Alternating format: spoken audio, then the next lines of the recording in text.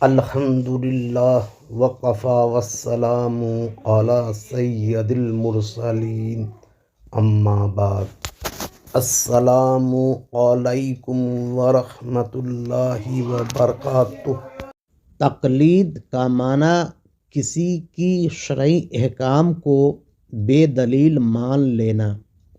تقلید صرف مجتہد کی ہوگی، ہر عالم کی نہیں۔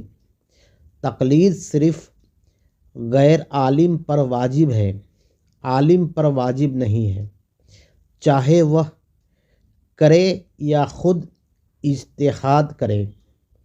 اگر وہ خود اجتہاد کرتا ہے تو وہ خود عمل کرے گا، کسی کو عمل کرنے کا حکم نہ دے گا۔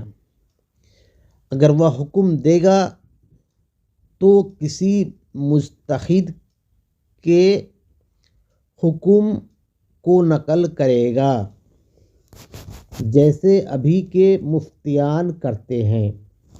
اگر کسی غیر مجتہد عالم نے خود اجتہاد کر کے عوام کو شرعی احکام بتاتا ہے اور عوام اس پر عمل کرتا ہے تو دونوں گمراہ ہے۔ اجتہاد کا معنی تحقیق ہے۔